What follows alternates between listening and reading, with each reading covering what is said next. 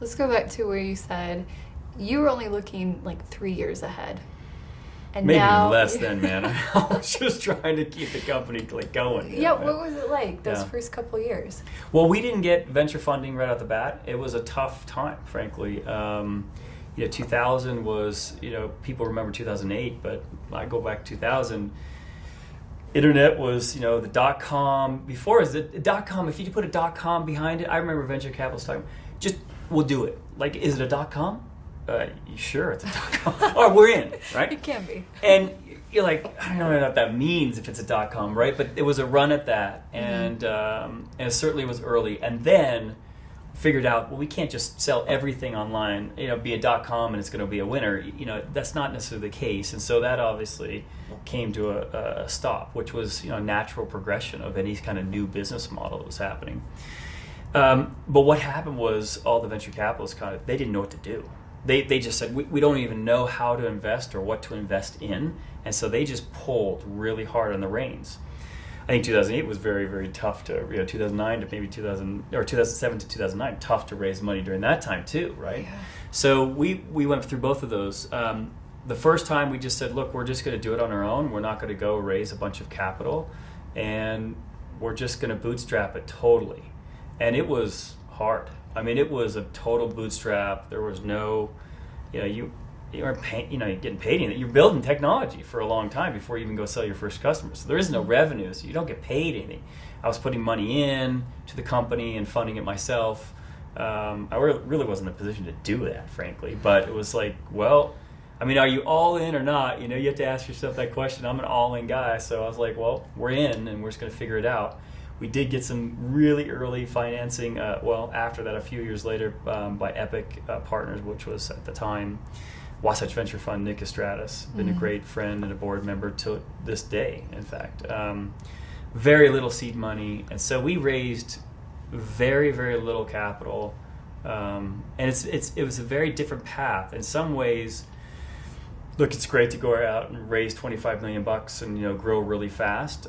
You have to do that and somewhat, to get the market, but you have to turn that too, because the unit economics that you have for that first 25, 30, 50 million, it's usually go get the market, but your cost of acquisition, I mean, all these things are sort of out of whack, and you've got to make sure you can bridge that gap, right? And really actually create something that makes a lot of sense, because in the early days, no one's looking at unit economics. You're looking at, am I selling? Do I have enough money to, do payroll next week? That's kind of what you're looking at.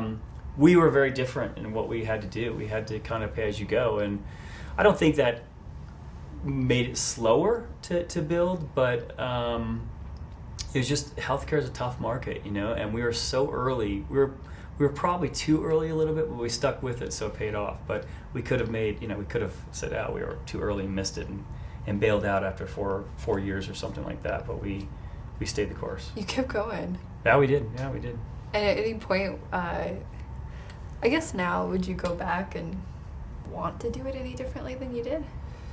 Oh yeah, I mean, differently for sure. I don't know that there's anything in life we wouldn't think how we improve it and iterate and think about, gosh, would I do this differently? I think there's a lot of things I would do different for sure. But would I the bootstrapping change it? Yeah, no, I think I would bootstrap it again. I'm okay with that. I think it was great. It taught me a lot of personal lessons that you couldn't learn anyway. It's taught us to be disciplined and yet disruptive today, and so we can be a growing company that's profitable at a higher number in revenue, a bigger company rather than just be a little bit smaller. I mean, we've been able to learn those lessons early, so for us, translating them hasn't been too difficult, which I think has been helpful. So you learn the things you don't know why you go through something, but if you take everything and you're an optimist like I am, and you have to work at being an optimist, I believe, but you can implement those things in lessons in life and the business, certainly. But yeah, we made a ton of mistakes like everybody does. We didn't know a lot of things we were doing. It was just trial and error, and I changed a lot, but I think overall it's been a great, a fantastic experience. So we've talked to a lot of companies that are now quite successful, but they started bootstrapping, and they said there's a benefit to bootstrapping because in that first few iterations, no one cares. Oh yeah, you're building something, so no one's like, You'd have a big board that's Yeah. everybody looking at you saying, hey, you know, how are you guys? Let me see all that. Yeah. Yeah, so the whole fail fast, like it can happen, and Yeah. you just keep going. And No, it's good. You're really free from outward judgments, and frankly, you know, you want advisors and mentors and a board and investors. That's good because they're there to make judgments on the business, on you, on your team, and keep you honest and help you look at things that you don't necessarily want to look at. It's like a great player in sports. Well, you know, the coach is going to coach them still, and you know, great players usually don't look at their weakness all the time. But if they're great, they do. You know, they want help with those things, and I think that's good and bad. It's hard. It's hard to have a lot of strong opinions judging you all the time about your business, decisions you make.